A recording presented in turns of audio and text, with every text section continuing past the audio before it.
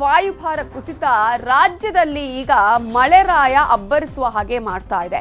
12 ಜಿಲ್ಲೆಗಳಲ್ಲಿ ಭಾರೀ ಮಳೆಯ ಮುನ್ಸೂಚನೆಯನ್ನ ನೀಡಲಾಗಿದೆ. ಬಂಗಾಳ ಕೊಲ್ಲಿಯಲ್ಲಿ ವಾಯುಭಾರ ಕುಸಿತ ಆದಂತಹ ಪರಿಣಾಮವಾಗಿ ಅದರ ಎಫೆಕ್ಟ್ ಈಗ ರಾಜ್ಯದಲ್ಲಿ ಕಾಣಿಸ್ತಾ ಇದೆ.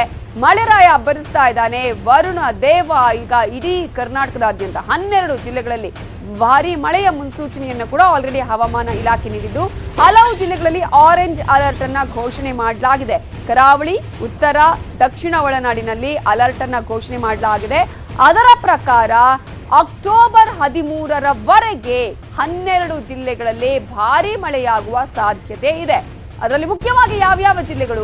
ಚಿತ್ರದುರ್ಗ, ವಿಜಯಪುರದಲ್ಲಿ ಮಳೆಯ ಆರ್ಭಟ ಜಾಸ್ತಿ ಆಗುತ್ತೆ. ಚಿತ್ರದುರ್ಗದಲ್ಲೇ ನಿನ್ನೆ 145 ಮಿಲಿಮೀಟರ್ ಮಳೆಯಾಗಿದೆ. ತಗ್ಗು ಪ್ರದೇಶಗಳಿಗೆ ನೀರು ನುಗ್ಗಿದೆ. ಜನ ಪರದಾಟವನ್ನ ಮಾಡಬೇಕಾದ ಪರಿಸ್ಥಿತಿ ನಿರ್ಮಾಣ ಆಗಿತ್ತು.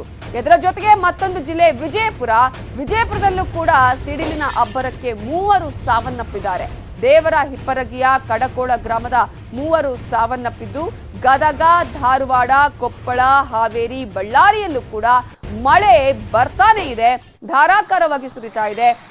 ಅದರಲ್ಲೂ ಪ್ರಮುಖವಾಗಿ 12 ಜಿಲ್ಲೆಗಳಲ್ಲಿ ಭಾರೀ ಮಳೆಯ ಮುನ್ಸೂಚನೆಯನ್ನ ಹವಾಮಾನ ಇಲಾಖೆ ನೀಡಿದೆ. ಅದೇ ಕಾರಣಕ್ಕಾಗಿ ಕೆಲವು ಜಿಲ್ಲೆಗಳಲ್ಲಿ ಆರೆಂಜ್ ಅಲರ್ಟ್ ಅನ್ನು ಘೋಷಣೆ ಮಾಡಲಾಗಿದೆ. ಬೆಂಗಳೂರು ಸೇರಿದಂತೆ ಅನೇಕ ಜಿಲ್ಲೆಗಳಿಗೆ ಆರೆಂಜ್ ಅಲರ್ಟ್ ಅನ್ನು ಘೋಷಣೆ ಮಾಡಲಾಗಿದೆ. ಚಿತ್ರದುರ್ಗ, ಮೈಸೂರು, ಚಾಮರಾಜನಗರದಲ್ಲಿ ಮಳೆ ಏನೇನು ಅವಾಂತರಗಳನ್ನು ಸೃಷ್ಟಿ ಮಾಡಿದೆ ಅನ್ನುವಂತಹ ದೃಶ್ಯಗಳನ್ನ ನೀವು ನೋಡ್ತಾ ಇದ್ದೀರಾ. ಚಿತ್ರದುರ್ಗದಲ್ಲಿ ನಿನ್ನೆ 145 ಮಿಲಿಮೀಟರ್ನಷ್ಟು ಮಳೆಯಾಗಿತ್ತು. ತಗ್ಗು ಪ್ರದೇಶಗಳಿಗೆ ನೀರು ನುಗ್ಗಿತ್ತು. ಮನೆಗಳೆಲ್ಲ ಜಲಾವೃತ ಆಗಿರೋ ದೃಶ್ಯ ನೋಡ್ತಾ ಇದ್ದೀರಾ. ಸೇಮ್ ಟು ಸೇಮ್ ಮೈಸೂರಲ್ಲೂ ಕೂಡ ಅಂಥದ್ದೇ ಸಿಚುವೇಶನ್ ನಿರ್ಮಾಣ ಆಗಿದೆ. ಮನೆಗಳಿಗೆಲ್ಲ ನೀರು ನುಗ್ಗಿದೆ. ತಗ್ಗು ಪ್ರದೇಶದಲ್ಲಿದ್ದ ಮನೆಗಳೆಲ್ಲ ಕೂಡ ಜಲಾವೃತ ಆಗಿದೆ. ಚಾಮರಾಜನಗರದಲ್ಲೂ ಕೂಡ ಯಾವುದೇ ರೀತಿಯ ಸ್ಥಿತಿ ಭಿನ್ನವಾಗಿಲ್ಲ. ಅಲ್ಲೂ ಕೂಡ ವಾಹನ ಸವಾರರು ಪರದಾಡಬೇಕಾದಂತಹ ಸಿಚುವೇಶನ್ ನಿರ್ಮಾಣ ಆಗಿತ್ತು. ಸಾಕಷ್ಟು ಪ್ರಮಾಣದಲ್ಲಿ ಮಳೆ ಸುರಿದಿದೆ. ಧಾರಾಕಾರವಾಗಿ ಮಳೆ ಸುರಿದ ಪರಿಣಾಮವಾಗಿ ಚಿಕ್ಕಮಗಳೂರು, ಶಿವಮೊಗ್ಗದಲ್ಲೂ ಕೂಡ ಜನಜೀವನ ಅಸ್ತವ್ಯಸ್ತ ಆಗಿತ್ತು. ಚಿಕ್ಕಮಗಳೂರಲ್ಲೂ ಕೂಡ ನೋಡ್ತಾ ಇದ್ದೀರಾ, ಬೆಳ್ಳಂಬೆಳಗ್ಗೆ ಈಗಲೂ ಕೂಡ ಮಳೆ ಬರ್ತಾ ಇದೆ. ಶಿವಮೊಗ್ಗದಲ್ಲೂ ಕೂಡ ಅದೇ ರೀತಿಯಾದಂತಹ ಪರಿಸ್ಥಿತಿ ನಿರ್ಮಾಣ ಆಗಿದೆ.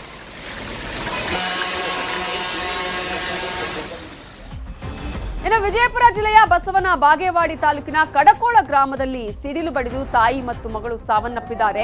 43 ವರ್ಷದ ತಾಯಿ ಮಹಾದೇವಿ ಭಜಂತ್ರಿ ಮತ್ತು 12 ವರ್ಷದ ಬಾಲಕಿ ಸೋನಿ ಭಜಂತ್ರಿ ಮೃತಪಟ್ಟವರು. ಅವಘಡದಲ್ಲಿ ತಂದೆ ಯಂಕಪ್ಪ ಭಜಂತ್ರಿಗೆ ಗಾಯ ಆಗಿದೆ. ಪ್ರಾಣಾಪಾಯದಿಂದ ಪಾರಾಗಿದ್ದಾರೆ.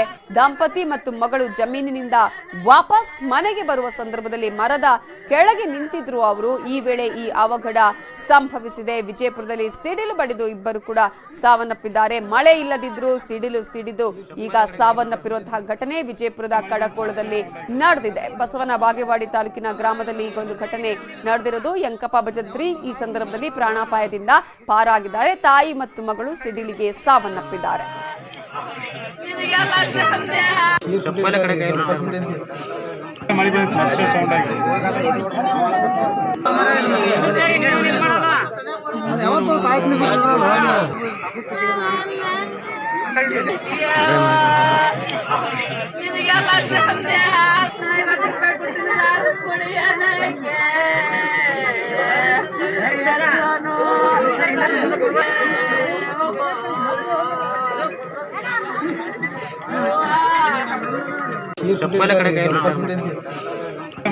ವಿಜಯಪುರದ ಕಡಕೋಳದಲ್ಲಿ ನಿನ್ನೆ ಸಿಡಿಲು ಬಡಿದು ತಾಯಿ ಮತ್ತು ಮಗಳು ಸಾವನ್ನಪ್ಪಿರುವ ಘಟನೆ ನಡೆದಿದೆ.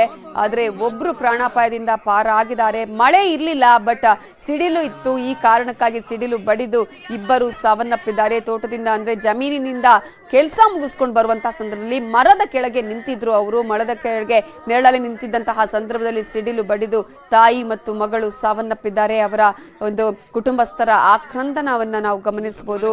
ಆ ಸಂದರ್ಭದಲ್ಲಿ ಇಬ್ಬರು ಸಾವನ್ನಪ್ಪಿದ್ದಾರೆ ಸಿಡಿಲು ಬಡಿದು. ಅದೇ ಸಂದರ್ಭದಲ್ಲಿ ಇದ್ದಂತಹ ಮತ್ತೊಬ್ಬರು ಪ್ರಾಣಾಪಾಯದಿಂದ ಪಾರಾಗಿದ್ದಾರೆ. ಜಮೀನಿನಿಂದ ಬರುವಂತಹ ಸಂದರ್ಭದಲ್ಲಿ ಕೂಲಿ ಕೆಲಸ ಮಾಡಿಕೊಂಡು ಜಮೀನಿನ ಕೆಲಸ ಮುಗಿಸ್ಕೊಂಡು ಬರುವಂತಹ ಸಂದರ್ಭದಲ್ಲಿ ಈ ಒಂದು ದುರ್ಘಟನೆ ನಡೆದಿದ್ದು ವಿಜಯಪುರದ ಕಡಕೋಳ ಗ್ರಾಮದಲ್ಲಿ ನಡೆದಿದೆ. ಇನ್ನು ಕೊಪ್ಪಳದಲ್ಲೂ ಕೂಡ ಮಳೆಯಿಂದಾಗಿ ಹಳ್ಳಗಳು ಭರ್ತಿಯಾಗಿದೆ. ಅಳವಂಡಿ ಕಂಪ್ಲಿ ರಸ್ತೆಯ ಹಳ್ಳ ದಾಟೋದಿಕ್ಕೆ ಜನ ಪರದಾಡಬೇಕಾಗಿದೆ. ಅಳವಂಡಿ ಗ್ರಾಮದಲ್ಲಿ ಮೃತ ವ್ಯಕ್ತಿಯ ಶವವನ್ನ ಗ್ರಾಮಸ್ಥರು ಹಳ್ಳದಲ್ಲಿಯೇ ಹೊತ್ತೊಯ್ದಿದ್ದಾರೆ. ಹಳ್ಳಕ್ಕೆ ಸೇತುವೆ ಇಲ್ಲದ್ರಿಂದ ಹಳ್ಳ ದಾಟೋದಿಕ್ಕೆ ಗ್ರಾಮಸ್ಥರು ಪರದಾಡಿದ್ರು. ಕಂಪ್ಲಿ ಸೇರಿದಂತೆ ಸುಮಾರು 6 ಗ್ರಾಮದ ಜನ ಇದೇ ರಸ್ತೆಯ ಮೂಲಕವಾಗಿ ಅಳವಂಡಿ ತಲುಪಬೇಕು. ಕಳೆದ 1 ದಶಕದಿಂದ ಜನಪ್ರತಿನಿಧಿಗಳಿಗೆ ಎಷ್ಟೇ ಮನವಿ ಮಾಡಿದ್ರು ಕೂಡ ಜನಪ್ರತಿನಿಧಿಗಳಿಗೆ ಇವೆಲ್ಲ ಕಾಣಿಸೋದೇ ಇಲ್ಲ. ಡೋಂಟ್ ಕೇರ್ ಅನ್ನುವಂತಹ ವರ್ತನೆ ಜನಪ್ರತಿನಿಧಿಗಳದ್ದು. ಜನಪ್ರತಿನಿಧಿಗಳ ವಿರುದ್ಧ ಗ್ರಾಮಸ್ಥರು ಆಕ್ರೋಶವನ್ನ ವ್ಯಕ್ತಪಡಿಸಿದ್ದಾರೆ. ನೋಡ್ತಾ ಇದ್ದೀರಲ್ಲ, ಮಳೆಯಿಂದಾಗಿ ಹಳ್ಳಗಳು ಯಾವ ರೀತಿಯಾಗಿ ಭರ್ತಿಯಾಗಿದೆ.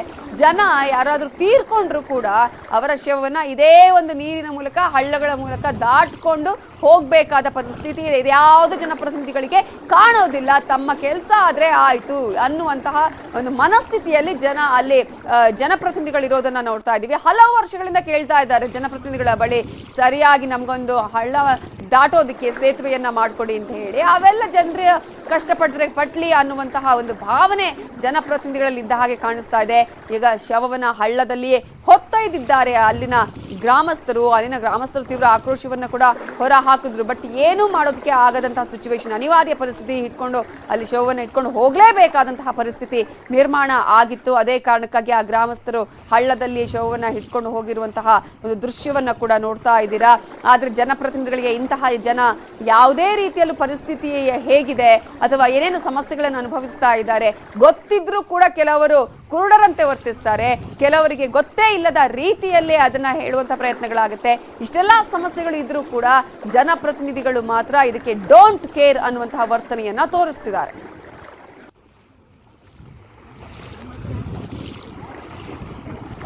ಇದರ ಬಗ್ಗೆ ಮಾತನಾಡೋದಕ್ಕೆ ಗ್ರಾಮಸ್ಥರಾಗಿರುವ ಶರಣಪ್ಪ ಅವರು ನಮ್ಮ ಜೊತೆ ಫೋನ್ ಸಂಪರ್ಕದಲ್ಲಿದ್ದಾರೆ. ಶರಣಪ್ಪ ಅವರೇ, ಎಷ್ಟು ವರ್ಷದಿಂದ ಇಂತಹ ಸಮಸ್ಯೆಯನ್ನು ಅನುಭವಿಸ್ತಾ ಇದ್ದೀರಾ ನೀವು? ಜನಪ್ರತಿನಿಧಿಗಳಿಗೆ ಹೇಳಿದ್ರೂ ಕೂಡ ಸುಮ್ಮನೆ ಕಾಟಾಚಾರಕ್ಕೆ ಬಂದು ನೋಡುವಂತ ಪ್ರಯತ್ನ ಆದ್ರೂ ಮಾಡಿದಾರಾ ಇಲ್ವಾ? ಮೇಡಮ್ ನಮಸ್ತೆ ರೀ ಮೇಡಮ್. ಹೇಳಿ ಶರಣಪ್ಪ ಅವರೇ. ಮೇಡಮ್ ಇದು ಬಹಳ ವರ್ಷದಿಂದ ಹೀಗೆ ಇದೆ ಮೇಡಮ್. ಯಾವುದೇ ಈ ಹಳ್ಳಕ್ಕೆ ಯಾವುದೇ ರೀತಿಯಿಂದ ಬ್ರಿಡ್ಜ್ ಇಲ್ಲ. ಓಕೆ.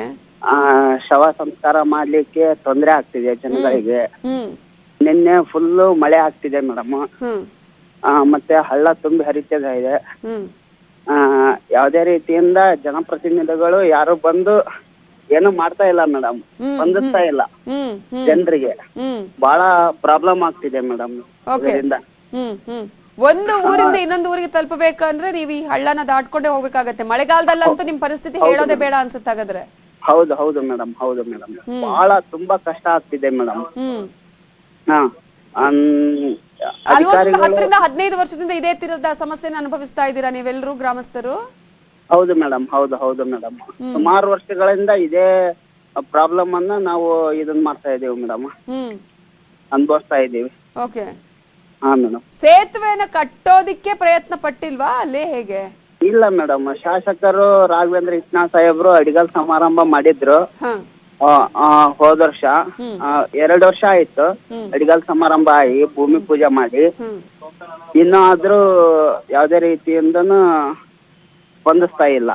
ಏನೇ ಬೇಕಾದ್ರೂ ಕೂಡ ಈ ಒಂದು ಹಳ್ಳನ್ನೇ ದಾಟ್ಕೊಂಡು ಹೋಗ್ಬೇಕಾಗತ್ತೆ ನೀವೆಲ್ಲರೂ. ಹೌದು ಮೇಡಮ್. ಹೌದು ಮೇಡಮ್. ಓಕೆ, ಜನಪ್ರತಿನಿಧಿಗಳು ಈಗಲಾದ್ರೂ ಇದು ಗಮನಕ್ಕೆ ಬರುತ್ತಾ ಅಂತ ನೋಡೋಣ. ಥ್ಯಾಂಕ್ ಯು ಶರಣಪ್ಪ ಅವರೇ, ನ್ಯೂಸ್ 18 ಜೊತೆ ಮಾತನಾಡಿದಕ್ಕಾಗಿ.